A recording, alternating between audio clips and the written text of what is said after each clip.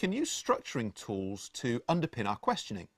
A structuring tool is a predefined framework which we then apply in order to come up with questions. Perhaps the most familiar one is Bloom's taxonomy of the cognitive domain. This is a hierarchy of skills and processes, the skills and processes students use when they're learning. It starts at the bottom with knowledge, then moves up to comprehension, application, analysis, synthesis and evaluation. There's been some argument over whether synthesis or evaluation should be at the top of the hierarchy, i.e. which is the most difficult, but it doesn't really matter too much for us. We can just feel confident in the knowledge that both are the most challenging skills. So if we have Bloom's taxonomy, we can use it to underpin our questioning. And what this means is the structuring tool does some of the work for us. Instead of having to think about whether or not one question is more challenging than the last, we can simply frame the questions using the structure, which in this case is the taxonomy.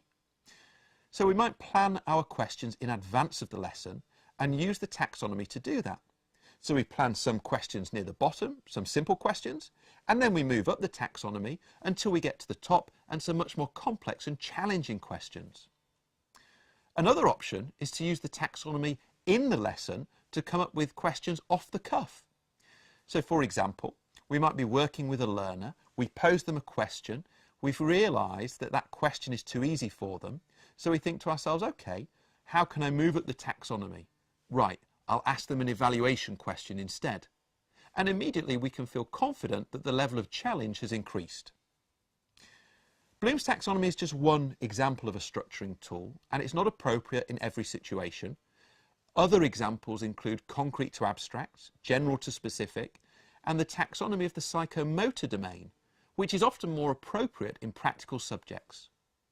But in each case, the structuring tool gives us a framework which we can call on to structure our questions. So it does a bit of the work for us in advance, and we can feel confident that our questions will be sufficiently challenging for the students we're working with. Golden nugget. We can use structuring tools to underpin our questions.